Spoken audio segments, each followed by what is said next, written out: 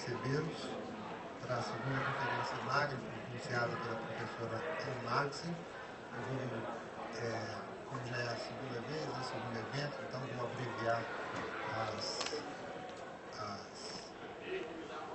apresentações do IEAT e tal, convidá-la, a professora Markusen, professor Clérigo Campolim, à mesa.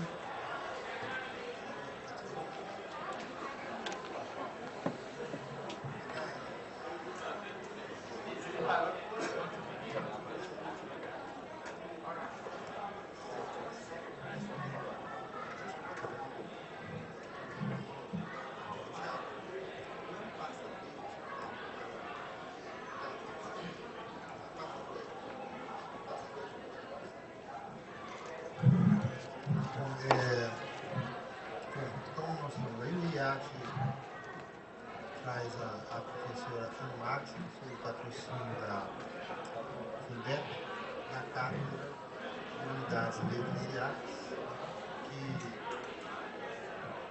que ela foi indicada pelo professor anfitrião, professor Clérigo Capulino. Agradeço a presença do professor Clérigo e da professora Markusen para essa cátedra. E a FUNDEP patrocina 3 cátedras, Unidades Letras e Artes, Ciências da Vida e Ciências da Natureza.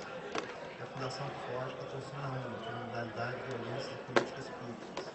O IEAT está abrindo uma quinta cátedra, que é sobre estudos ibero-latino-americanos, e deverá abrir em agosto ou setembro, o professor Júlio Ramos, trabalhando na interface entre cinema e antropologia.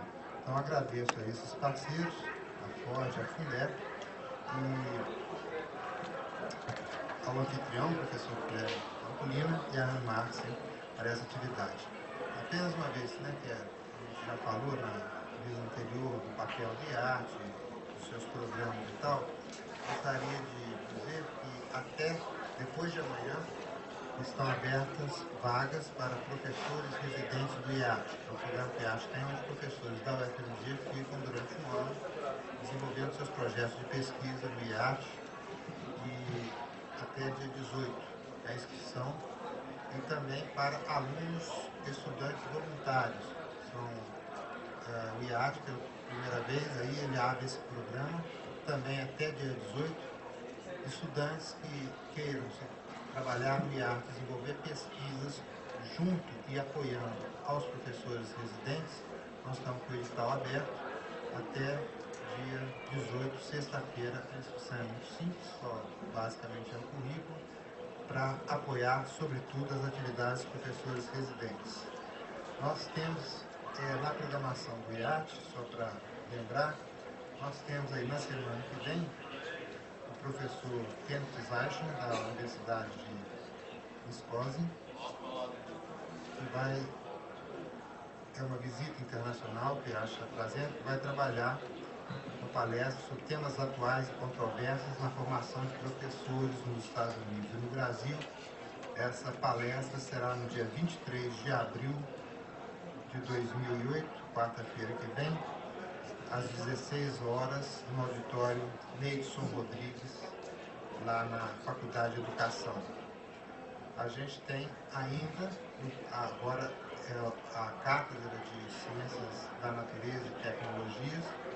Na outra semana, dia 5 de maio, o professor Harry Collins, da Inglaterra, que vai pronunciar sua conferência magna para a Cátedra IEAT FUNDEP, uma visão histórica da sociologia do conhecimento científico e tecnológico, 2 pontos, a terceira onda de estudos da ciência e populismo tecnológico.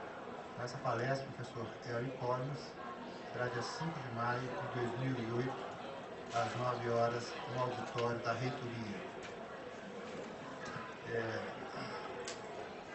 E temos ainda os encontros transdisciplinares do IEAT, que são encontros mensais realizados com 2 professores da UFMG, discutindo assuntos de natureza transdisciplinar. Nós tivemos um ontem.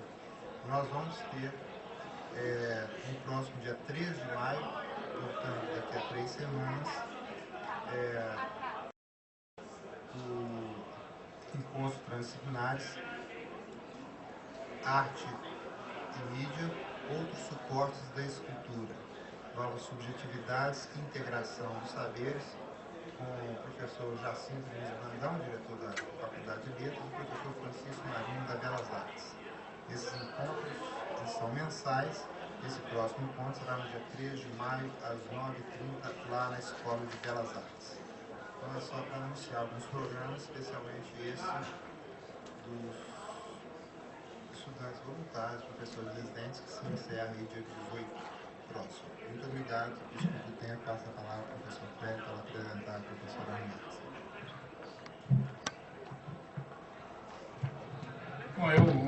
Bom, acho que todo mundo conhece o currículo da professora Markusen, ela já fez inclusive uma palestra aqui nessa sua estada desse período. Eu queria apenas reforçar, quer dizer, eu já mencionei isso da vez passada, ela tem mais de 200 títulos publicados, 12 prêmios internacionais pela sua contribuição acadêmica e científica, e se dispôs a vir ao Brasil, passar aqui conosco um mês e meio, estabelecendo conosco uma linha nova de pesquisa, que é a relação entre cultura e desenvolvimento econômico, e em especial a relação entre cultura e desenvolvimento regional no Brasil.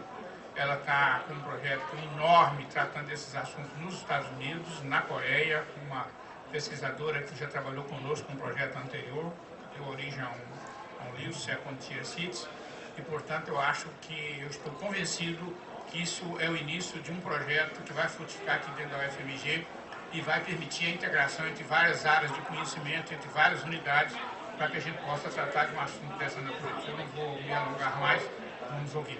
Obrigado.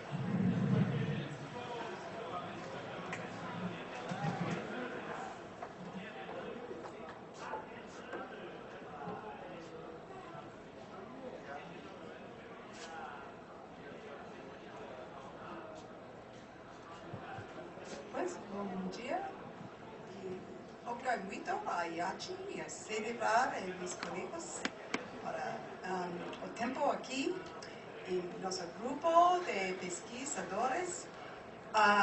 E desculpe que eu não falo português muito bem e por isso falo em inglês. Espero que seria claro. Ok. Last time I talked about cultural industries and cultural occupations, and today my talk is really about artists in particular as core cultural workers and their contributions as economic actors, as entrepreneurs, and also as contributors to community development.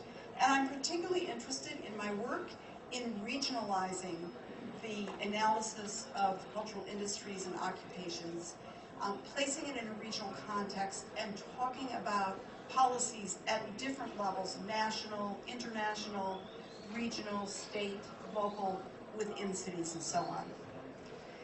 The goals of the research project as a whole that I have been engaged in for about 5 years include the following. One is to articulate the determinants and significance of artistic work. It's a very labor-centric project, really in a way trying to bring forward the significance of labor in the cultural industries, which I think has been dismissed and overlooked. Also to develop a theory and analysis of artist formation and working conditions, to map artists spatially and their artwork onto regions and metropolitan areas. Where are they, which kinds of artists, in what age groups, and so on. There are links to cultural industries. Explore ways that artists themselves and cities and regions can improve working conditions and generate higher economic returns to the individuals and to the region, and also the social contributions that artists make beyond the purely economic ones. And finally, in my work as a whole, I'm trying to use the case of artists to demonstrate the power of a labor-centric approach to regional development. As last time I spoke about what I see as an over-concentration on physical capital investments, and not enough on human capital and talent.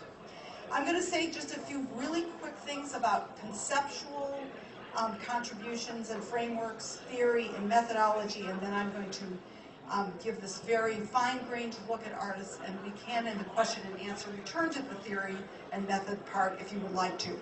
First of all, as I talked about last time, We have to define who cultural workers are, just as we have problems defining cultural industries. And in my work, I pretty much distinguish between the core cultural workers who are artists and related cultural workers, designers, architects, media workers, and so on. And last lecture, I discussed that. In this talk today, I'm also going to emphasize a typology of sectors where artwork takes place. And I'm going to distinguish between the for-profit sector, the sector that's organized for-profit, whether it's through large companies or individual artists selling their work directly in a market, and the not-for-profit sector, which is both public sector government, which also organizes artistic activity, employs some artists, and the non-profit sector, which in the United States we have a formal non-profit sector, which in some ways is comparable to your law of incentives, in that there are tax breaks for non-profit organizations, but it does not involve the involvement of for-profit corporations. Just the non-profit organizations get permission to be a non-profit from the government, and then they do not have to pay taxes, and they can organize artistic activity of many different sorts, presenting it, producing it, serving artists, and so on. And I'm also going to talk about a third community or informal sector, where there are not organizations, but just informal practices that people have everywhere, where they engage in music, in dance, in performance, in visual creation of artwork, in sharing and teaching it, which is also a very important way of production and consumption and participation in art. There are many different theoretical contributions that I use in my work and put together. First, I have really been interested in labor market dynamics, and that includes both the supply side, artists themselves, how they offer their labor on the labor market, and the demand side. Those would be the intermediaries like the cultural industries and employers, or direct final consumers, could also be the state. But largely, I'm really going to focus today on supply-side theories and illustrating through data some of our hypotheses about those. And that includes the investments in human capital made by individuals and families and communities and governments. And that involves education, apprenticeship, and many other ways of developing artistic expertise. Also, interregional migration theory. I'm very interested. I have some very interesting theories about how artists move from place to place, from rural to urban, from smaller to larger cities, and in what life stages, and I'm going to address that today. And also artists' choices of which sectors to work in, whether they work in the for-profit, not-for-profit, or community sectors, and how they often cross over among them. There's also entrepreneurial theory. Artists, I will show, have very high rates of self-employment, and some of them become entrepreneurs in the sense of creating businesses that employ other people. And there are also organizational theories of managerial behavior by sectors. I'm not going to talk much about it today, but much of my crossover study has an extensive discussion of the differences between the motivations and the behavior of for-profit companies versus non-profit or public sector organizations and the community and informal sector. The ways that they operate, the motivations are very, very different. And finally, I'm also interested in collective action, and I'm going to finish my talk today by talking about some very interesting creations where artists themselves have created organizations and spaces that help to nurture their talent and find ways to support themselves. And I'm interested in these forms of collective action as an alternative to the market or to the state. And we'll be talking more about that. In my work, I am really a bridger across methodologies, because I'm interested in answering questions and in having good public policy advice, so I have to use whatever tools I can. I'm going to show you again, as last time, some very interesting data from our census, population census, which studies people on the basis of where they live, and people directly answer questions about their occupation and their industry. which is very different from employer-based data sources, which only count people who are formally employed by medium-sized and larger companies and not very small enterprises, and often not the public sector also. I also have done a lot of work in the last 2 or 3 years generating primary data through surveys. And I have learned how to use web-based surveys, which are almost free because they're completely costless, which is a very major improvement on the old-fashioned way of mailing out surveys and having to mail out prompts and so on. And I've had quite a bit of success. I just have a new one going online tomorrow in Silicon Valley that's targeting about 1,500 artists there. But the one I'm going to show you today was a very large study of Los Angeles and San Francisco artists, and we had thousands of responses to it. And I also have been doing a lot of qualitative work, which I never did much of in my life. I really learned from sociologists how to do interviews. We have done hundreds of interviews, various of my team members and I, in San Francisco, Los Angeles, and in my region. And they're very tightly structured interviews that generate consistent data on the questions that we have, and we have written up quite a few of these as profiles in our work. And we also do interviews with what we call gatekeepers. A gatekeeper is anyone who controls resources that artists need. And it can be a corporation, it can be a presenter or an agent, it can be the curator of a museum, it can be a university that hires artists to be on the faculty. And so trying to really understand from the gatekeeper's point of view, and we use gatekeeper deliberately because there is selectivity and discrimination and all kinds of problems like that in artists having access to resources. And finally, there's a tremendous amount of interdisciplinary, transdisciplinary research that bears on this question of artists and culture. As I think I suggested last time, and as anybody who starts working in this area knows, it's very, very different than studying the steel industry or the pharmaceutical industry or the military-industrial complex. Because it's culture is a much more powerful and broader notion. And so there are people working in linguistics, in the arts and sciences faculty, in cultural policy, as well as economists and sociologists and anthropologists. So there's just a wonderful body of work to read. I've been trying to concentrate in Brazil on reading about music in Brazil, musicians, the music industry, etc. And there's just a tremendous amount of very exciting, interesting work. I'm not going to finish before I leave. I'm going to just start by embedding artists in the larger, cultural economy. This is a wonderful graphic from Bill Byers' paper that he's about to publish. And basically this shows, again, bearing on our discussion of cultural industry last time, just, if you can't see, can you see these? All the different actors. In the middle is the production of cultural industry services in his diagram. And this, of course, would include a lot of artists. So a lot of artists would be working in the production of cultural industry services.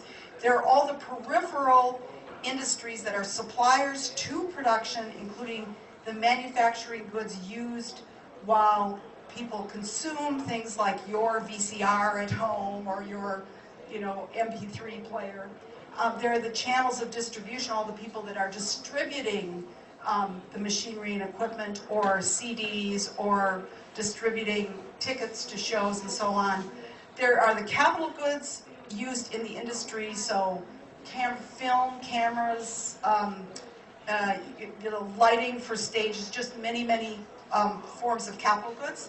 And at the bottom of the chart, there's the generation of income by households and the significance of that sector in their propensity to consume cultural services, which is also very, very interesting, the changing patterns of popular expenditure on leisure and cultural goods. There's some very interesting analysis that we've been looking at in Brazil and also in the United States on that.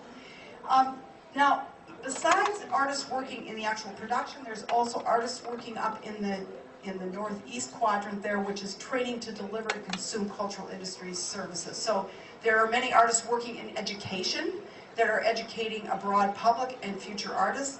And there are many artists working in universities to train artists, in dance companies, in private studios. There are many, many people making a living teaching guitar or piano or dance outside of the formal educational system.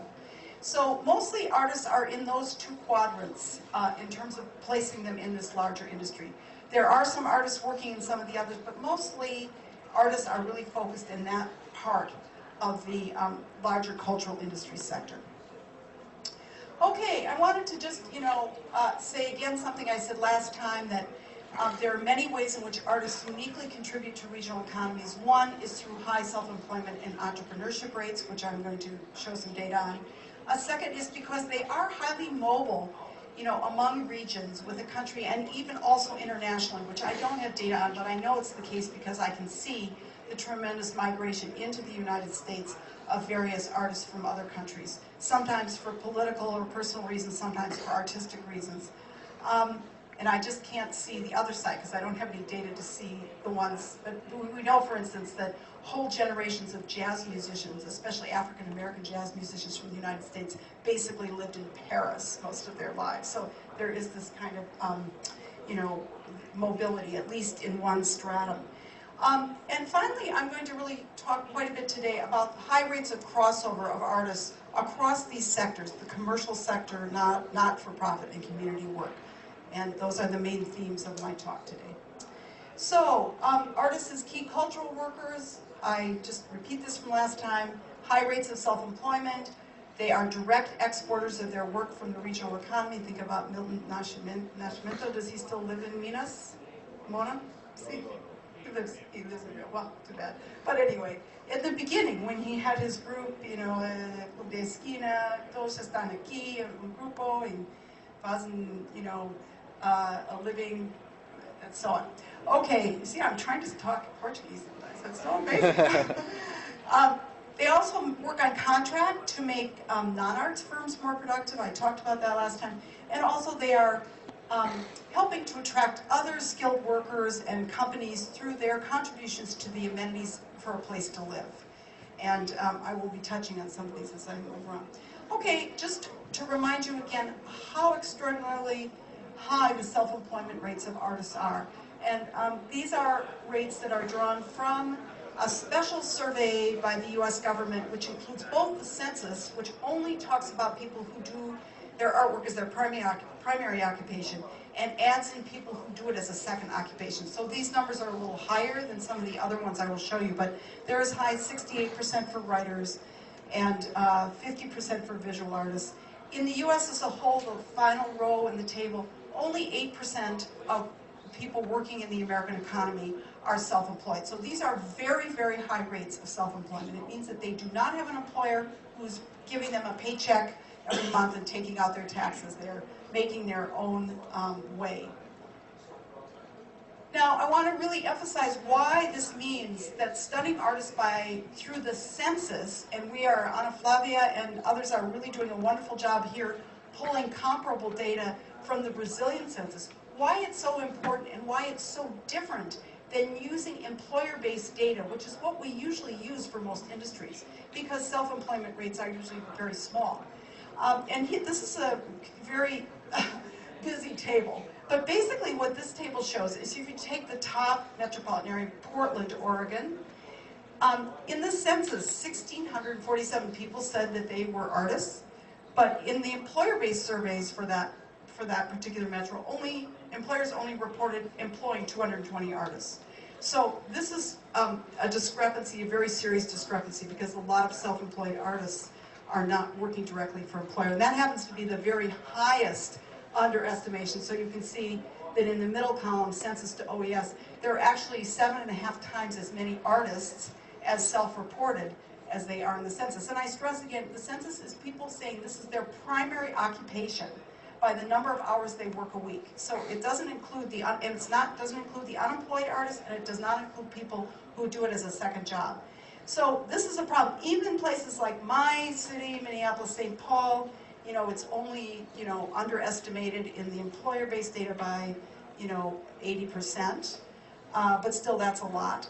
And so those are the rate. And you can see also, if you look at the location quotients, if you're interested in using location quotients to say how important the presence of artistic workers is, that you would be very wrong. In the case of Portland, it would look like Portland was significantly that artists were underrepresented. That's the second to the last column. But actually, they're overrepresented by 50% if you count the self-employed people. So these are just huge discrepancies to me, and you know, it is part of the argument for why I think we have to use the census-based data instead of employer-based data to get at and understand artists. I'm going to show you just 3 cases of artists who have really become entrepreneurs. This is, I don't have a picture of her, but this is a piece of work by Vara Kamin. It's a very enormous canvas that have very brilliant colors in them. And this woman lives in Minneapolis, St. Paul. She moved there from living in other places for reasons that have to do with this level of support for artists in our region. And one day, working in her studio, she works in a artist studio building, an old brewery that's about 8 stories high, a huge building, and it's all full of artist studios. And people rent their studios there. It's not a, you know, it's a for-profit building. And there's a cafe there, and a friend of hers who was a woodworker said, I think your work would be interesting to designers and architects who are building spaces, interior spaces, for people in medical situations where they are really stuck in machines. And here's an example. This is an MRI machine, and this is kind of making a long story short. But what she figured out how to do by approaching design and architecture firms was to recreate her work in a different way, actually by using light, by projecting her work. This is a whole other medium onto these substrates, so that people in the who are trapped in these machines will have something to look at. And it's really, here's a dentist. Can you imagine being in a dentist chair with something really cool on the ceiling? It might look like this. I mean, it's hard to really see what it's like when you're there. It looks kind of small, but actually it's very powerful. And the thing about her work is you can keep looking at it for a long time. That's part of the point. So now she has a business called Impressions of Light. And this is you can see this is an example of her marketing activity. She employs several other people. She works with a manufacturing firm to make the substrates that her work is projected onto. It involves projection equipment. Her work is now all over the United States and even in Europe in a lot of different kinds of medical facilities. And she's done almost all of this herself, approaching the firms, figuring out how to do it, how to grow her company, and so on. This is a really different example. This is Marcus Shelby. I showed a picture of him last time. He's a jazz musician, a big band jazz musician. And here he is performing his work with his members of his jazz band. He also has a smaller trio. And he was trying to figure out, how can I make a better living? All musicians, more or less, really make unless they really at the very top of the charts, make their living by performing. And he wanted to figure out how he could he has a family. He wanted to make a better life and a more sure form of income. He doesn't want to travel that much because he has young children. So he figured out this very interesting thing. He teamed up with a woman who knew a lot about entrepreneurship and who had already done a lot of work in presentation, and they're business partners. And they opened this very interesting Cafe Royale in San Francisco. And here's an aerial view of it. There's the 2 of them down at the counter working, preparing for the day. This is a performance space for Marcus Shelby and his trio, but also for other jazz musicians. It has studios in the basement. This is a for-profit business, a for-profit cafe and restaurant. There are studios in the basement for both visual artists and practice spaces for musicians. There's visual artwork on the wall. They sometimes have openings. And he also does some informal teaching for the community. So one thing that he does, in the winter, every Tuesday night, he has a session on kind of the history of jazz. So he invites people to come from the community. It's free. And he plays a little jazz, and then he starts talking about the history of that particular part of jazz and how it's anchored in African-American tradition and so on. He also is a composer, a very major composer, and this is a piece of work that he composed about a very dramatic, traumatic experience, American experience that most of us don't know about. When I interviewed him, I had no idea about this, but during World War II, on the docks in San Francisco, 400 African American men were killed in an ammunition explosion, loading ammunition onto ships. They were sailors, they were members of our Navy, and you know, after this explosion, the workers went on strike saying, we're not going to return until the safety conditions are better, and they were all fired and given dishonorable discharges. So this is a very, very painful, upsetting chapter in American history that most of us don't know about. So he composed a big band composition, a whole oratorio of many different movements called Port Chicago. He did raise some nonprofit money for it, and now he goes around performing it as a part of a way of retelling this story, this history of the Port Chicago experience. It was in the Bay Area. Here's the third artist, just so you know that even a writer, a kind of dumpy, unattractive writer, he's from Minnesota. He's very famous now. His name is Garrison Keillor. He developed a radio show that was very unique. It was very folksy. It made fun.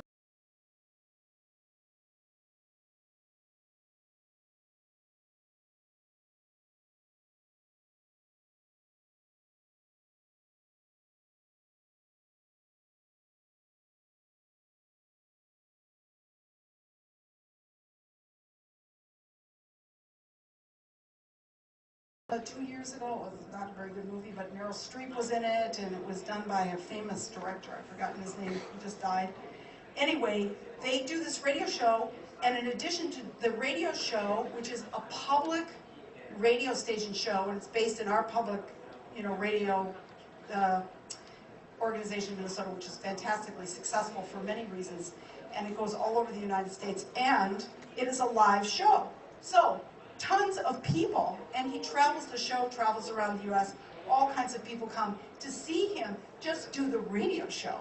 So it's been an amazing phenomenon, and as you could probably tell from this last thing, it employs a lot of people. There's a 5-piece live band, there are 2 or 3 other impersonators, because there's a lot of jokes, it's kind of a variety show, so it's very successful. So here's an entrepreneurial thing in the not-for-profit sector that has been very, very successful and unique. So those are 3 examples of how artists have become entrepreneurs and ended up providing opportunities and work for other people and making a living, 2 in the for-profit sector and 1 in the not-for-profit sector. Okay, I'm going to talk now about the mobility of artists, because we're interested in the role of artists in regions. And so if we have ambitions for artists in our region, then we want to know, are artists committed to our regions? One of the critiques of investment in human capital is that people will take the human capital and leave. And indeed, in the American university system, for instance, in engineering, many of our best public universities are in my part of the country, and immediately after graduation, the engineers, and they are the most expensive to educate, leave and go and work in Silicon Valley or for the military-industrial complex somewhere else. So we want to know something about how artists decide where to live. And artists are very highly mobile. And this slide shows, compared to the other major occupational groups in the United States, just how mobile artists are. So the third from the top is the arts, design, entertainment, sports, and media occupations. And between 1995 and 2000, which again the census gives us this data, artists' rates of movement were about 15%. So 15% of the artists in the United States moved between states in that period of time.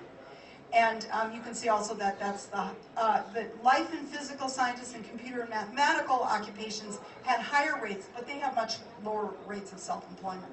And then many of the other blue-collar, fishing, the kind of locally oriented occupations have much lower rates of interregional migration. So how do artists move in the United States? This is a look at how artists move among a selective set of large metropolitan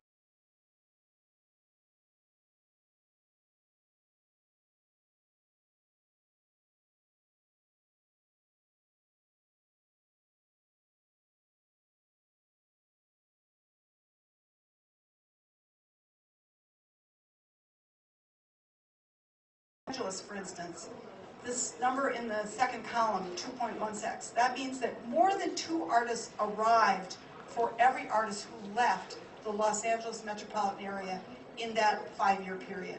So that's a tremendous draw that Los Angeles has because it's got this very large movie, TV, recording industry. It really pulls artists in. Also, some places like Phoenix, Dallas, they're just growing fast, so the numbers of their artists grow fast, but their actual presence of artists is not really high overall. But you can see that some places were very big net losers of artists. So large metropolitan areas like Houston, Cleveland, even Silicon Valley lost, proportionately, relatively large numbers of artists. So in Silicon Valley, where I'm doing a big project right now, for every 5 artists that, for every 4 artists that came, 5 artists left. So this is just a really interesting look. Notice that my city, Minneapolis, St. Paul, is below. In that period of time, we had a slight out-migration of artists ourselves. Now, I want to really emphasize that attracting artists is not the only thing that grows your artistic workforce, because you can also nurture your own artists. You can home grow artists, and that's essentially what has happened in my region. Now, another very interesting hypothesis that I had from the beginning was that migration rates of artists, that artists would tend to migrate when they were young, because when they were young, either to get training, that is to go to school, to colleges or universities or art studio schools, etc., they would go to the larger cities. And then, that later, when they were more established, or perhaps they, didn't do so well, they couldn't afford to live there, they would tend to move out. And these are the patterns for my state of Minnesota, and I think they're pretty much, I'm engaged in a project to do this for the whole country, but I think it's pretty much the same. At the youngest groups, age 16 to 24, the kind of educational period, there's a huge outmigration from all the areas in Minnesota that aren't the big metropolitan area. These include metropolitan areas of 100,000, other metropolitan areas that have 100,000 people plus. But the movement out towards the larger cities, including Minneapolis, St. Paul, but other cities too, is quite extraordinary. So more than 40% of artists in that group, that outmigration was just great. And you can see that the cities, the metropolitan region of Twin Cities gained, that was their largest gain in that period of time. We have many colleges and universities in our cities, and it's the market. There's a huge market for theater, for live music, and so on. So that has a tremendous draw for young people. In the age 25 to 34, after people finish college, because there are colleges all over Minnesota, again, there's a tendency to leave. So people are going, artists are going to try to make the connections and the networks. They're going to LA, they're going to New York, they're going to Minneapolis, and so on. Still, Minneapolis, St. Paul is a net gainer.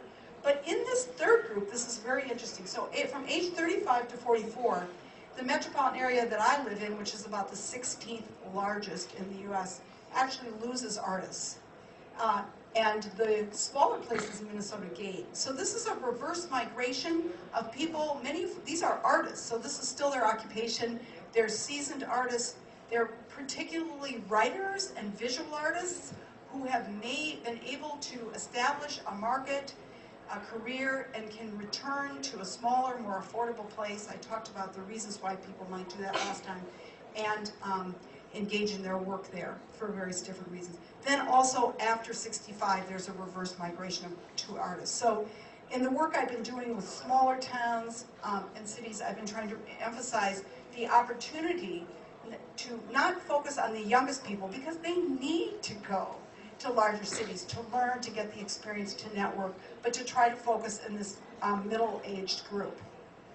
Okay, these are just to show that even if you have net out-migration like the Twin Cities, which is the second up in the top, you can still have high growth rates of artists. And I believe that's because our region has tremendous institutions, some of which you will see, really exceptional organizational support for artists, and that draws artists like Bara Kamin, the one who has done the Impressions of Light, to our region, but it also has really helped a lot of young people pursue a career, an artistic career, who otherwise probably would not have.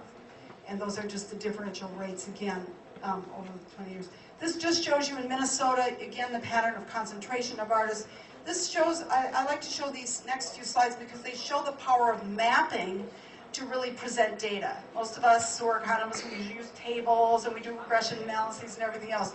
But I'm more and more convinced that these GIS techniques that we now have in geography and urban planning are very powerful for giving a snapshot picture. And this, the darker it is, the higher the concentration of artists, and the location quotients are up in the left-hand quarter there.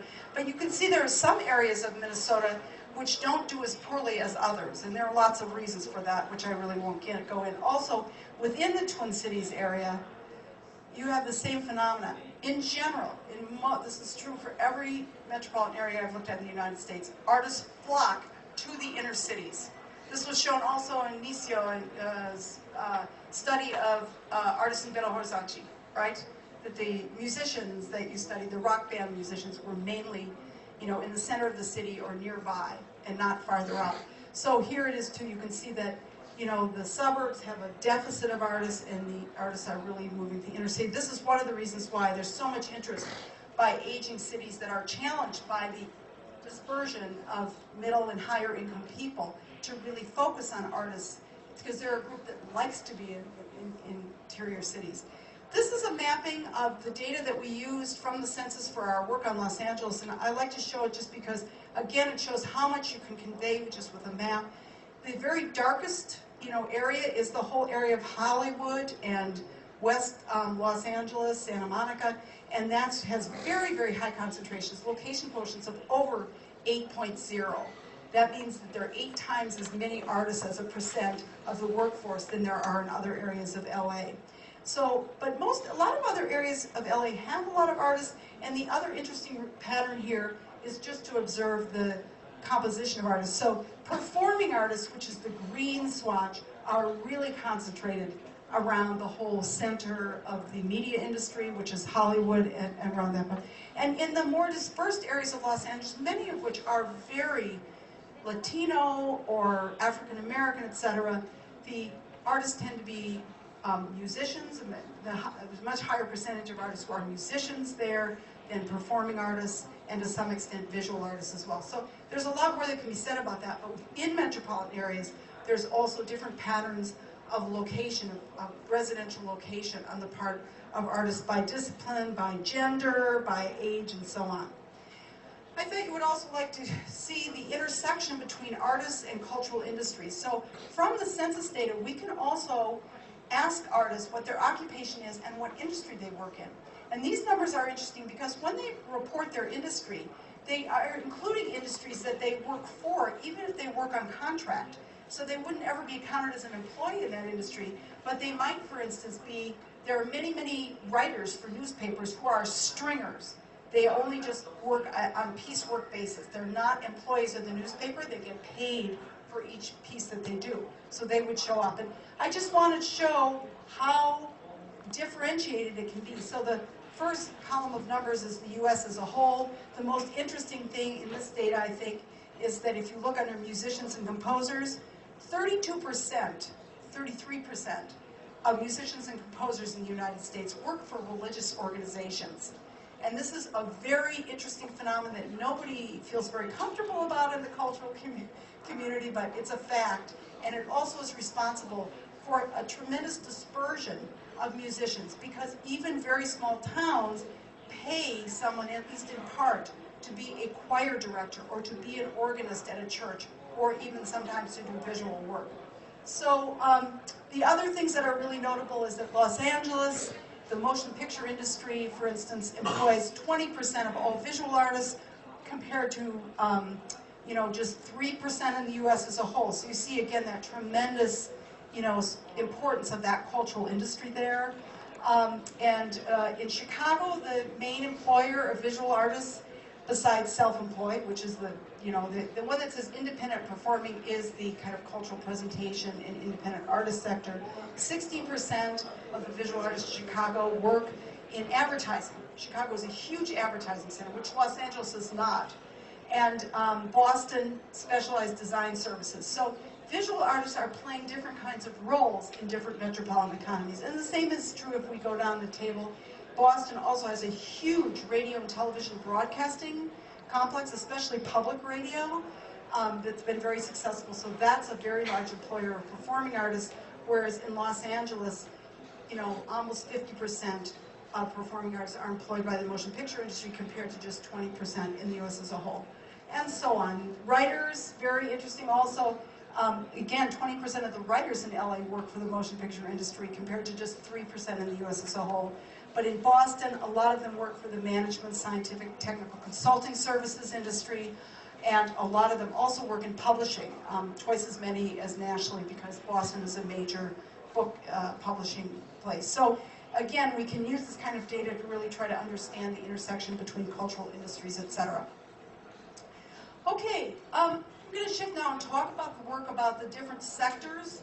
And this is a project that was, I'll tell you a little history about it. This was a project that I did that was solicited. Usually I don't do research projects that aren't my own idea, but this was just so exciting. I thought it was a really interesting one. It turned out to be very, very popular and you know, really resulted in some deep thinking. In Los Angeles, the people who are in the non-profit arts sector, the people who run the symphony and the really good theaters and so on, these are all non-profit organizations, have felt for a long time that the people who make a lot of money in the media industry do not support these non-profit organizations.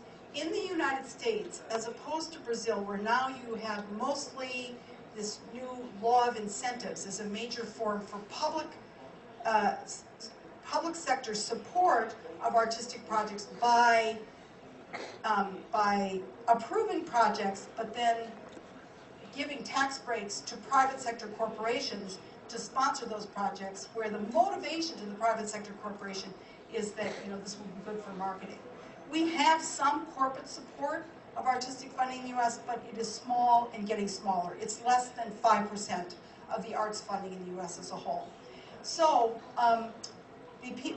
but there are huge numbers of philanthropists in the United States and family foundations of rich people who do support the arts. They support many other things as well. So there's always a competition for that. In New York, the people who make a lot of money in the for-profit media industries, including Broadway, they support the nonprofit sector because they understand the significance of the nonprofit sector in preparing artists and providing a living in part for the artists that they just use when they need them. But in Los Angeles, they weren't. So the foundations in Los Angeles asked me if I would do this study to try to understand how artists move between commercial, nonprofit, and community sectors. And so that was the project that we did. And this is the results from it. They're very interesting.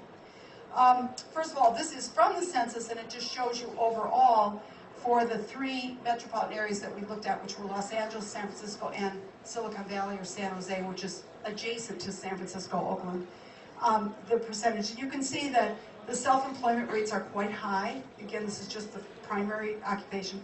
But the private, in both Silicon Valley and Los Angeles, private sector employment of artists is quite high, more than 50%, which is much lower for the U.S. as a whole, probably 30%.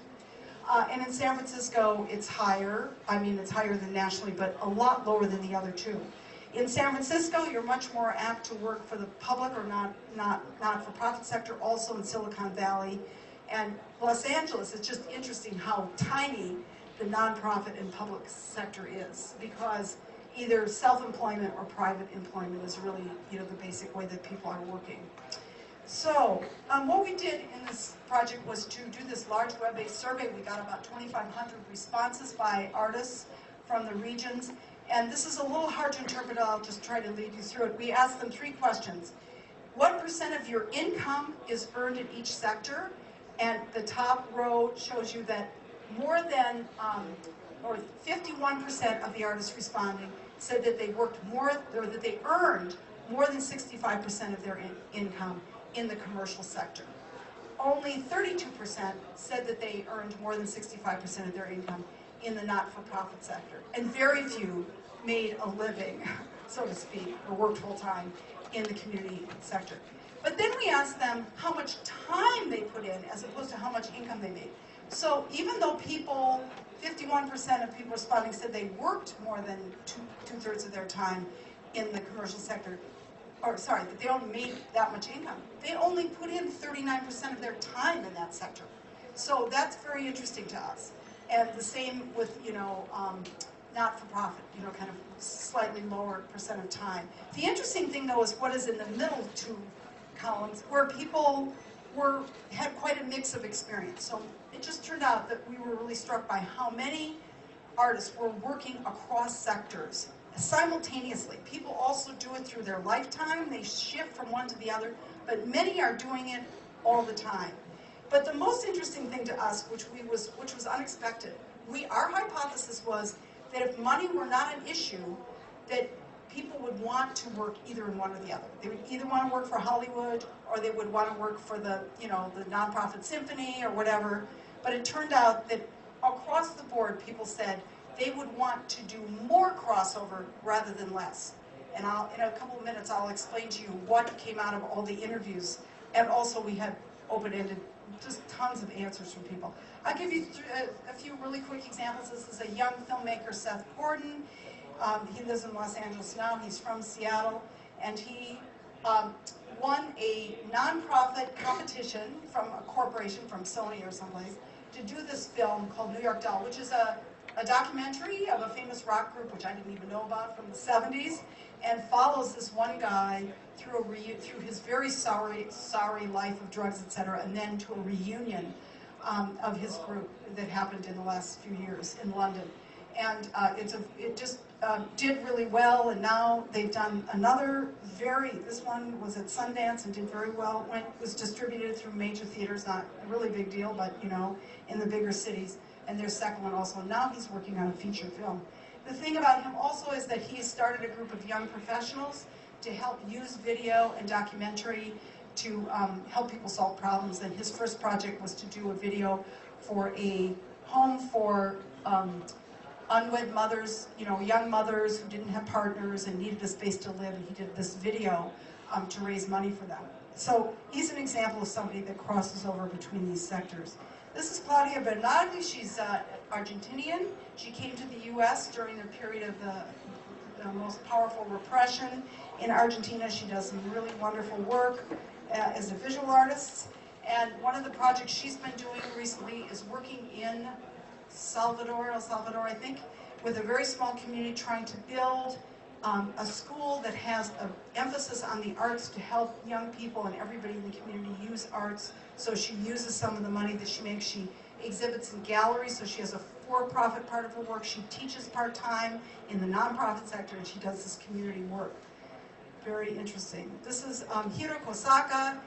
He is a 16th generation Buddhist monk from Kyoto, but he lives in Los Angeles. Has been living there for a long time, and he came to the United States to study artwork, and it was very difficult for him because American art was very expressive, and he's kind of very interior. But anyway, he now works at the Japanese American Cultural Center. That's where this particular performance, he's a visual and performance artist. And he also does this project with the community to help people remember their towns where they live. These are for old people in the Japanese American community in Los Angeles. They are doing these maps. They're learning how to use lithography to do these maps of the towns where they lived in as children to help them remember and reconceptualize that and share it with other people.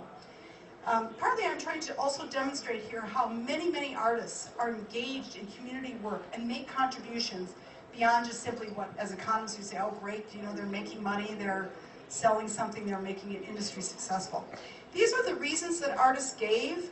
We asked them a lot of questions about why they would prefer working in the commercial versus nonprofit and community sectors. And these are the answers they gave, that the commercial sector was on balance better, across the whole group of respondents, for understanding artistic and professional conventions, for gaining broader visibility, for networking that enhances their artwork opportunities to make income, and to have a chance to present, and higher rates of return, which was already demonstrated by the last table.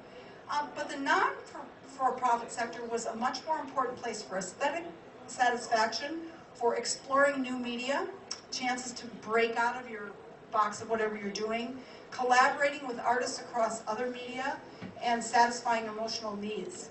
And then the community sector was the most important for people for enriching their own community life and their community's life, affirming cultural identity, and pursuing political and social justice goals. So these were overall the reasons why many artists said, I like the mix that I have.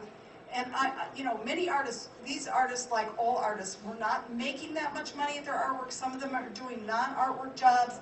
It doesn't mean that this is a rosy world, but it does say something about the experience of artists in these two different regions in the United States, which are somewhat unusual because self-employment rates are higher in those cities than elsewhere, but those are also artistic magnets where many, many young people come, and probably we had a higher percentage of younger people, I'm not sure.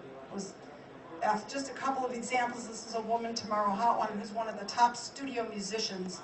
I think she's a violinist. I can't tell for sure if that's a viola or violin. In Hollywood. She probably has played on more than 200 CDs that are music CDs, but also she plays for 2 of the regional symphonies, the nonprofit symphonies in the region. And what she described was just totally fascinating. You can read the interview in our study that the studio music experience was, very, very challenging because you just have to go in there, they throw the music in front of you, and then you have an hour to just play it. And you have to play it perfectly. And your instrument has to be perfect. It can't be nuanced. It can't be unique. But that, it's much more, and that she appreciated some of those challenges. But that working in the symphony, where you really have time to work on a piece and make it beautiful and work with other people and see how your instrument fits in with others, is a very different experience. Okay, artist contributions to their communities. I've already suggested a few. I think there are many, probably more than here. And these are beyond the economic contribution. They include the affirmation of identity and the preservation of memory and patrimony, or whatever that is, which is very complex in a country like ours and yours. The idea of celebration, the use of artwork in festivals and celebrations. It's very interesting to me, the role of samba, how samba has become a national and international music form arising really from people's community celebrations. Problem solving. Many artists use their experiences as artists to help solve problems in their communities by modeling interactions of tensions through performance, by using artwork to raise visibility of issues and so on. Also, political critique. I don't think there's any question but that artists have often been very, very powerful, dissenters and voices for oppressed people in difficult situations. I've been reading a lot about MPB in Brazil, and I'm just really, right now I'm reading Caetano Veloso's book, where he talks about it. There's also a wonderful book by an American author, Charles Perron, which profiles Chico Buarque and Milton Nascimento, Gilberto Gil, João Bosco, and others, and talks about how their work came out of this political movement and does very, very wonderful analysis of the different songs and what they meant, and helps me understand their location at the time and the role that they played vis-a-vis the dictatorship and so on. And I think it's interesting that some of that music became very, very powerful internationally and even had economic benefits for Brazil, but that wasn't the main point of the music. Also building, I think artwork builds bridges across class, race, culture, and gender, and that it's a very powerful way of doing that. So some of it is sort of creates, what we call, bonding, social capital, but other parts of it are, I think a lot of what I really understand about different people's experience in the world has come to me through theater, through reading, and through film. Because otherwise I come from a very white, middle, western part of the United States, and I wouldn't really know as much about that experience. And finally, there's the neighborhood revitalization, the stabilization, the life on the streets and so on, that comes from artist presence. And just some really quick, because I have to really finish here. This is Wilson Ma. He works by day in San Francisco and evening as a technician at the San Francisco Opera.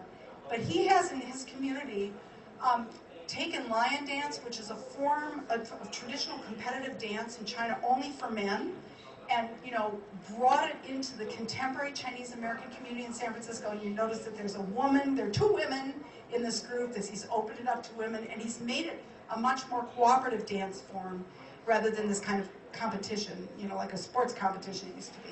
This is Intermedia Arts. It's in Minneapolis. It started as a way of bringing video to the community, and now it really serves a very diverse community. This is their annual art car parade. It's my example of celebration, one way of using artwork in celebration. This is another example. This is a Women Fest at our Center for Independent Artists in Minneapolis, just across ages. This is Ben Caldwell, who's just an amazing leader in terms of using his artwork, which is film, in the inner city in Los Angeles to help kids in the ghetto learn to make music, record music, do video, and so on. He's created the center. He funds it by selling CDs and t-shirts and by his own documentary film work that he's doing. He also teaches part-time, and he's really created an amazing space that's very accessible to young people and also has really made a huge difference to that neighborhood. This is Keith Knight, who I mentioned before, who's a cartoonist. I didn't have the cartoon last time, so this is the cartoon. It somehow takes a while for it to come out. Again, political critique. This is his cartoon of the iPod assembly line. And he also has written a handbook. That's for-profit. His cartoon work runs in many newspapers in the United States. But he also has written a manual on community artists and how to make a go of it. That is just something he did in the nonprofit sector. And this is finally, again, Marcus Shelby's work. I want to also say, here's just an example. There's so many examples of how artists creating space change neighborhoods. And this is a theater, I might have mentioned last time, it used to be a porn theater in a very rundown neighborhood in Minneapolis. And now it is the home of the Heart of the Beast Puppet Theater. This is their 6th different space, larger-than-life puppets, wonderful original music performed right in there. All of a sudden, our Latino community in Minneapolis has grown up around this puppet theater, which are really aging white hippies, the people in it. They've been working for 30 years. And now they're really in a partnership. This is, by the way, all private sector developed Latino restaurants, housing, etc. And they're going together on this building on the right side. They've opened up this space together to both help the Latino merchants develop their community and as a bigger space for the theater. So that's an example. So I feel like I'm nearly at an hour, but I have 10 minutes. Be a member for a very modest, maybe $30, $40 a year.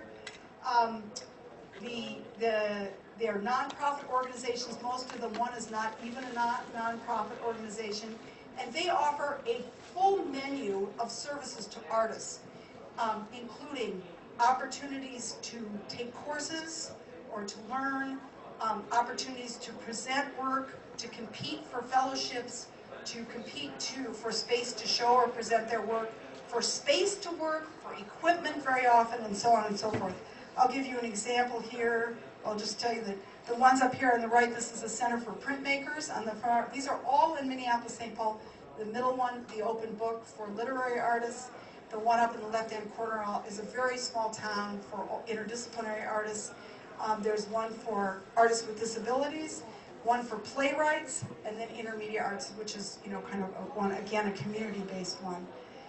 This is the open book, and it is 4 old buildings that were empty, that were taken over by the Loft Literary Center, one of the oldest artist centers started by poets and writers, and also the Minnesota Center for the Book Arts, and a small nonprofit press. This is the day it opened. This is the interior space, all artist-made furniture, wonderful renovation by one of our best architects. This is what it looks like after a reading. People come out, they're excited, they reconfigure the space to talk about what they've just learned. This is a writer's studio, which I thought when I visited on opening day, who would want to go just have a table and a chair? And the answer is a lot of writers need a place to work, a room of their own. And there are lockers outside, you can leave your stuff, but there's no telephone or computer or anything. You just go and write in the space. Of course, you can bring your computer if you want. This is the cafe, which is kind of a unifying place. There are also classrooms in the building. This is one of the original poets, founders. This is this group of poets left the University of Minnesota, and all of a sudden they realized, we don't have any place to meet. We don't have any mentors anymore. And they decided to meet in the loft over a bookstore, and they started this loft literary center. And he taught the first course. They decided to offer courses, and he said, he's a poet, he showed up, he said, I had no idea if anybody would come. And 30 people came, because people were hungry to take a class at a modest fee, which helps him. And as a result, this man, Jim Moore, who also still rents a studio there, has been able to make a living off his poetry by teaching, by publishing his poetry, and so on. And that's really unusual for poets. So he's an example. Another woman, Sandra Benitez, who was working at a corporate editorial job and decided to take time off, got mentorship from this Loft Literary Center, and won the National Hispanic Heritage Award for her wonderful book on Central America a few years ago. She's also in Minnesota. These are just, again, the ones we have in Minnesota, just to show you the modest size of them. Most of them are not big. All the composers forum in the Loft Literary Center are over $1 million a year in budget, but many of them are very small, with less than $100,000 or up to $350,000 annual budget. Some of which comes from earned income, some of which comes from our foundations, a little bit comes from our public sector. And they're just, there's one for ceramics, there's one for book arts, there's one for playwrights, there's one for textile, there's one for photography, printmaking, and so on and so forth. So very special. In the bigger cities, they're very specialized by discipline, but in small towns, they sort of cross the lines. And this is one that's very community-oriented, in a very troubled community, and basically supports artists in the community. It has 6 studios for artists, and part of the idea is to show young people in the community that artwork can be a way of, building a career in your life. And these are just some of the people, and that's their wonderful gallery space that they have, just started by a couple who were committed to revitalizing their neighborhood. One thing about these artist centers in Minnesota, they're not all in one district. I'm a critic of concentrated arts districts. I think they're a huge mistake. It goes along with the critique I made last time of huge investments in big performing arts sectors as the only thing that cities are doing. These are quite dispersed. Some of them are kind of clumped in different neighborhoods, but each one of them plays an important role in their neighborhood within the region. Okay, these are artists' live-work buildings, and these have been built all over the United States, actually by a nonprofit developer, mainly who's based in our cities. These were 2 huge old warehouses. They were completely empty. They were in a part of the deteriorating downtown in Minneapolis-St. Paul, and now they're all artist studios. This is Justidius Hall. He's a filmmaker. This just gives you a sense of his space. And once a year, the space, twice a year, is opened up for art crawls where people can come through the studios, buy the work if they want, see artists at work. This is an old printing factory, a brownfield, a very problematic space.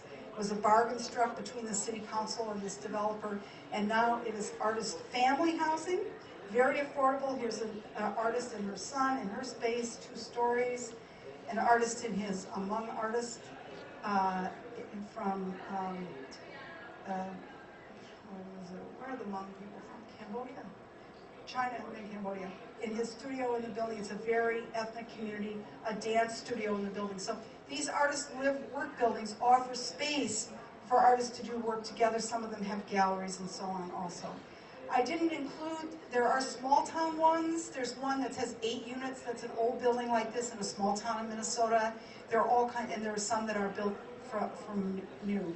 This is another example of this is a small-scale performing and visual art space in a very small town, 5 hours from the Twin Cities, with nothing else going on in the town, a declining agricultural town. And one artist moved there, opened a studio, and then approached the city and asked if they couldn't, I think I might have talked about this last time, build this New York Mills, it's hard to see, New York Mills Regional Cultural Center.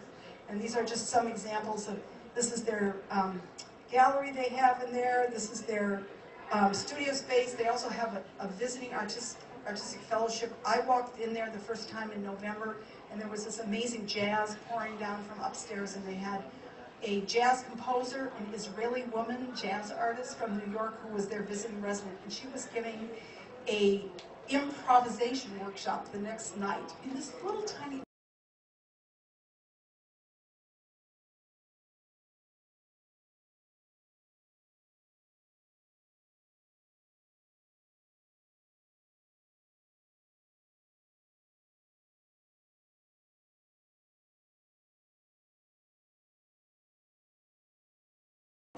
Centro Cultural de Mexico. It's in Santana, California, which is part of Orange County, south of Los Angeles. This is a very democratically organized group of people mainly from Veracruz, very recent immigrants to the United States, a brilliant organization that they put together to provide a cultural space for themselves. They have dancing, they teach dancing, they have this jaroko music that they make and these instruments, and now they have a relationship with people in Veracruz where they make the instruments and the costumes, and this group helps market them. But they also work intergenerationally, so they have little old ladies knitting, and they have young people, Latino kids, into hip-hop and changing the nature of music, and the whole idea is to create artistic space for this community. And now, in an amazing move, since the city they're in has been fighting them and trying to gentrify and have nice, sort of white artists there as opposed to them, the owner of this defunct theater decided to give them the theater as a performance space because he couldn't do anything else with it. So now they're trying to figure out how to use this space. So that's it. I'm going to stop there because last time we had such great interchange and we can do that. I just want to say that all these studies are available to download for free on my website, and if you have any issues or you want to communicate with me, there's my email as well. Thank you.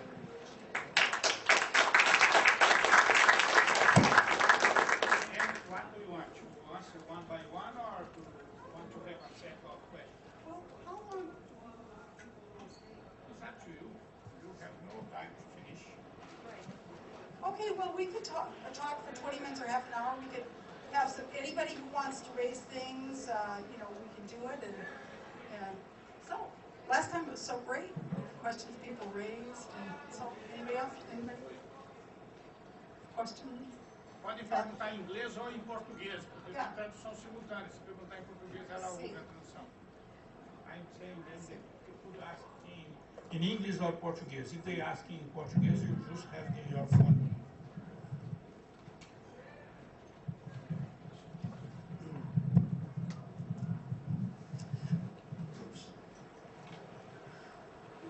Yeah. Okay. I wanted to know more about these. You said that your region is kind of very attractive to musicians and artists in general. And then you mentioned some of the policies. I mean, are they public policies? How is this mostly run by government, or is it non-profit organizations, NGOs, and things like that that are organized? I mean, I want to know. I don't think we have anything like that in Brazil. I mean, real state policies, municipal policies for artists. Things seems to happen kind of as a coincidence or a conjunction of several factors. Right, which is true.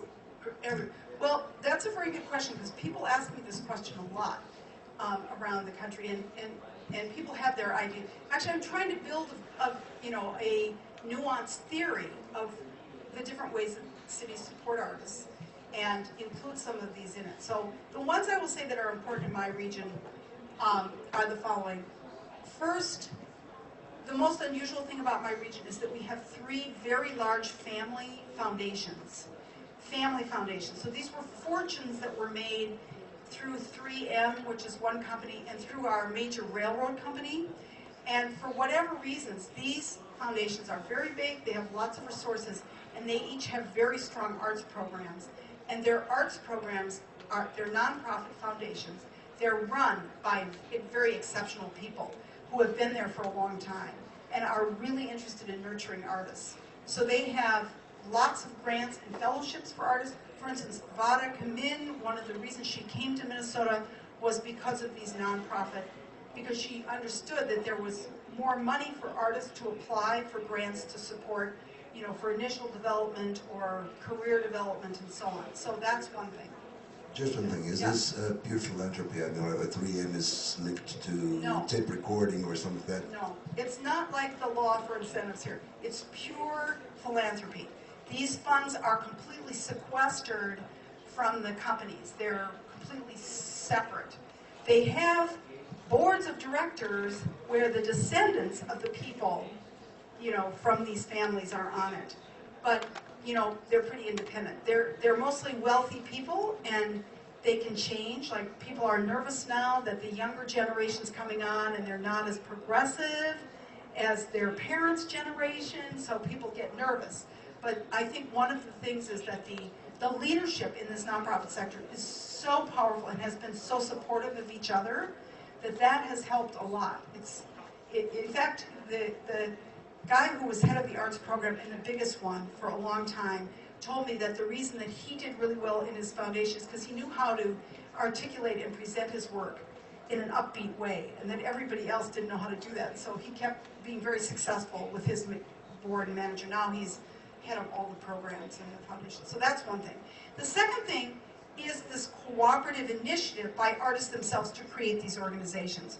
Some of these artist centers date from the 1970s, so they're part of the whole political movement of that time, where artists wanted to, intermediate arts, use video to give people a voice that they didn't have before.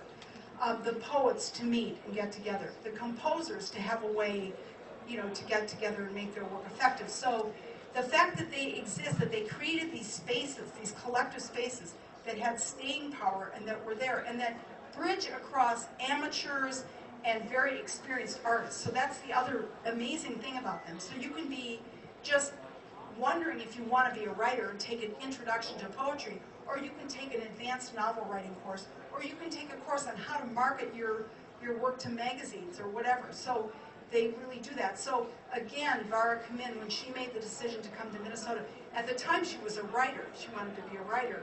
She was attracted both by the fact there was this Loft Literary Center and there was this funding. And also the funders, these foundations, have channeled some of their money through these artist centers. So they give them the money and they let them decide who gets the grants. And so it's a relatively democratic process. The other thing is that the United States has a national endowment for the arts, and there is a comparable amount of money for states from the federal government. It's passed through to the states. So all states have state arts boards that, you know, it's not a huge amount of money. It's a few $1 million a year in my state, but it's money. But in my state, from the very beginning, which again is from the 1970s, we had a regionalized arts councils. So half of the money that went to the state, and then all the states add on money from the state level to the pot. Half of that money goes immediately to 9 different regional arts boards just in my state. And they decide how the money is used. So that ensures that the money really is dispersed and doesn't just stay in the Twin Cities, where arguably the artwork is probably better, but those decisions are not made in that way. So, so those things are really important. So otherwise I would say, the one other thing we do have, cultural industries in the Twin Cities, mainly we have a strong architecture and a strong advertising industry, because we had the original food companies, the General Motors, General Mills and Pillsbury. We had these huge food companies. And in the 50s, when they started advertising packaged food on television, you know, that advertising activity really started in our community. But other than that, you know, so those are the major reasons, I think. And I argue that these artist centers have helped us grow more artists also, because younger people have many of these artist centers also work in the schools. They have programs where they bring kids in to learn how to printmake, you know, that they've worked out with the schools. So that's a very good question. Thank you. I wonder if you could talk a little bit about the whole of the university and the ways it can help creating these strategies you talked about to attract and to develop artists. Yes, that is an excellent question. I would say in general in the United States, as most other places, universities have not developed their role in the regional artistic economy at all. And that is a very big problem. We have a project in the United States, a group of us across the country, called the Creative Campus. And we are trying to get the cultural role of the university as a trainer of artists, as presenters of artwork, and as outreach, potentially outreach institutions in our region onto our university president's desk. But most universities in the U.S., they only care about science, engineering, and medicine. You know, those are the big, that's where the big initiatives, research money goes. So what are the problems? One of the problems is the problem of elitism and rigidity and very old ideas about what art and culture is at the university level. So most arts faculties are still only teaching classical music and now maybe jazz. And maybe they're teaching an undergraduate course on rock or something, but they're not training people in rock or MPB or anything like that. So they have very narrow ideas, and they don't really, their research can be on something from the 15th century. They're not doing research. One of the problems is that people like me interested in arts and cultural policy are not in the same schools as the people doing arts and cultural policy. So I'm working with my colleagues at my university. I found some that are very interested in this work, just a few. And that's good. Our dance director is wonderful. The man who's been our art, chair of our art department is very interested. But mostly universities have a very elitist idea about training in the arts, very narrow idea. The same thing in literature. And mostly now they just do critique of literature anyway. You know, they do postmodern analysis of literature. They don't, even creative writing programs are disappearing at our universities. They're really, really under stress. So, and most professors can't, if you're a terrific novelist, you can't get tenure at a university. So we have many, many problems in this regard. And our universities are also presenters. They have very, very important functions because they bring in important, for instance, ballet in the Twin Cities. A lot of our ballet comes and is presented through the university, the best ballet companies in the world, or modern dance companies. But they don't relate to the rest of the community. And it's just a huge problem to try to change that culture. And for students at the university, while you are an art student, you have access to the dance studio, to mentorship, to the photography, you know, the best facilities in the world. But the day you graduate, you are cut off.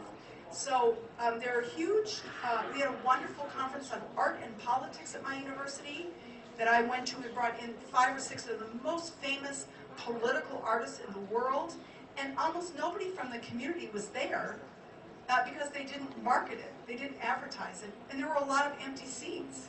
So it could have accommodated other people, and it would have been very wonderful. So this is a very big problem, that the universities are, one, not leading in this larger, they're not engaged. The arts faculties of universities are not engaged in this larger public project. And within their universities, they're not articulating the reason science and technology do so well in universities, because they can convince their university presidents, their boards, and their state legislators that they are contributing to society. So, well, the arts and culture contributes to the society too, but the arts faculty is not articulating that. So, thank you for that question.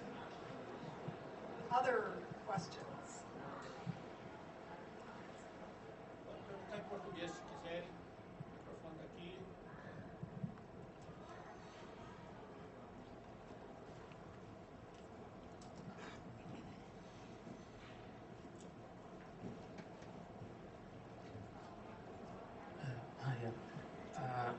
I'd like to know if in the case of your research crossover, the artists that didn't approve this, they are,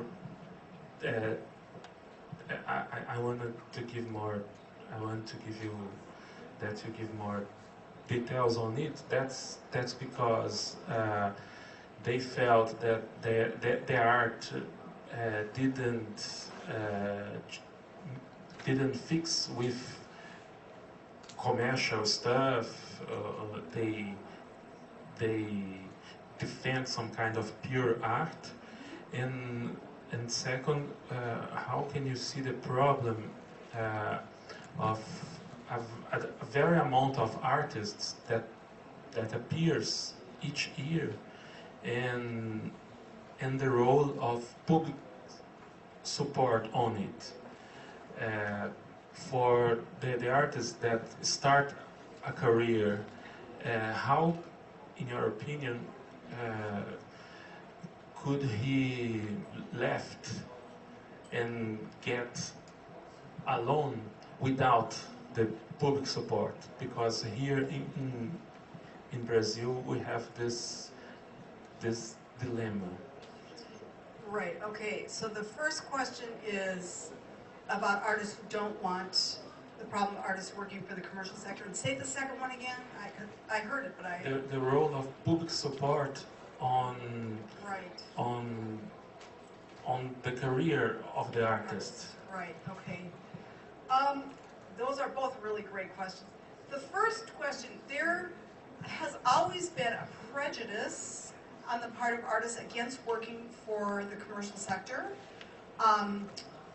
And part of that comes from a fear of censure or attempts by whoever's managing the thing to change the nature. This is part of the problem with your law of incentives, that people are saying, well, the projects that companies pick are the ones that they think they'll do the best for marketing, have the biggest people, so they're kind of low grade. The really good, challenging artworks don't have as good a chance of getting funded, and that's always a problem. What I think is beginning to change seriously in the United States is the idea, often perpetrated by professors, that if you do anything that's commercial, this somehow taints you as an artist. So many of these artists that we interviewed are doing commercial work because they have to. What's the difference between waiting tables and working for an advertising agency doing artwork? That's what but they're also doing fine artwork. Often they're subsidizing with their other work and working through galleries, etc. I believe that in the United States, the prejudice against doing that is breaking down. But it's still, in art school, for instance, at the California College of Art and Design, the professors there discourage students from taking the courses that are about the more commercial side of artwork, because then they will look like they're not serious artists. So there's still a problem there. But I do think that many of the artists that we interview are just are doing very powerful artwork that is, for instance, dealing with the Holocaust or dealing with racial discrimination. But they're also doing their work, and some of them are able to find a market through. When we talk about the commercial sector, it includes CDs that are distributed, or movies, very challenging documentaries, or movies that are very critical. So, or people selling their work directly, or selling it on the web. So the other question, public support for the arts. To me, it's very. This is something we debate heavily. So there's no one answer to it. One of the observations in the United States about Europe is that the system of public support for artists in Europe has really limited the number of people doing artwork in Europe, because people get in and then they're in, and there's no, because the public sector doesn't really exert any quality control, then you have this problem that the public sector ends up creating kind of stables of artists, and then other people don't have a chance to get in. So that's one critique of it. The more sobering lesson for us is that we did have powerful forms of public support for artists in the U.S. that were funded beginning in the 70s through this National Endowment for the Arts and the state arts boards, etc. But in the early 1990s, as I mentioned last time, there was a huge political blow. This is the problem with public money. If you start getting public money, then there can be censorship of your work. So what happened is that several artists started using their visual artwork to critique the AIDS crisis and the lack of response to it. And they did some very in-your-face things. And so the Republican legislatures in our Congress cut the public spending for artists by 80%. and especially in the visual arts, because some things like music, you know, you can get away with, there's some music lyrics that could be considered offensive. So one of the rethinking things in this last decade is that there are very serious costs to direct public support of artists. Now, the way that we fund artists through this re-granting process, where money is given to the artist centers, which are nonprofit, and then they are re-granted in a very, you know, transparent process, is better than the government itself deciding who's going to get funded and not get funded. Because ours is more of a competitive process, not like Europe. Nobody in the United States gets a salary for life, the way some European artists do. You know, you're paid to be an artist, not in the United States, but you can compete for money. But now the idea is to try to change that. And there's just a tremendous amount of soul searching right now. I have a study group consisting of very top-level people in my region, from both the private sector, the nonprofit sector, the universities. And in my group, there is an enormous debate about this. One of my favorite people, who's the vice president of our public radio station, she is totally opposed to public money for artists because she believes that public money always comes with strings. So that's one point of view. Then another person who's now the head of the arts program at the biggest foundation thinks that public funding is essential because there's just not enough money for the arts. So, but on the other hand, in my state, most of the money for the arts ends up going to the very big elite organizations because they're the ones that are organized, they have lobbyists, they can convince, they can go to the legislature, they get huge bonds to build their buildings. So it doesn't get to a lot of the smaller scale, more, you know, challenging artists. So it's a very big debate and an ongoing debate. And I think it is, you know, for all our countries, we need to really be thinking about kind of multiple forms. And these hybrid forms of cooperatives and nonprofit forms, I think, are very promising. Because I think just the private sector, you know, is like Hollywood. So that's not the answer. Okay. Obrigada, Charles, the tradutor. Muito obrigado. Vou falar em português para ser mais claro. Eu acho que a apresentação da Anne mostrou que existem os mais diferentes aspectos na opção de analisar, seja do ponto de vista econômico, seja do ponto de vista político, seja do ponto de vista cultural. E, finalmente, existe muito dinheiro público e dinheiro canalizado das empresas para a atividade cultural no Brasil.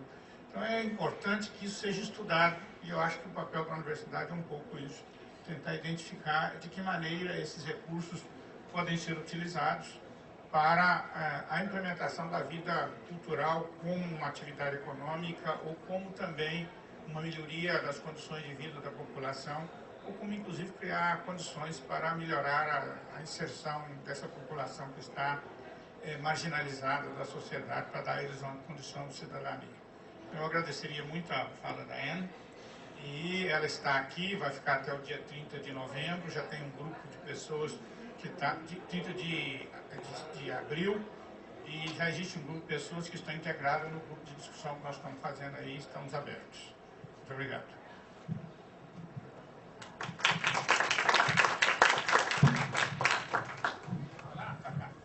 Desculpa,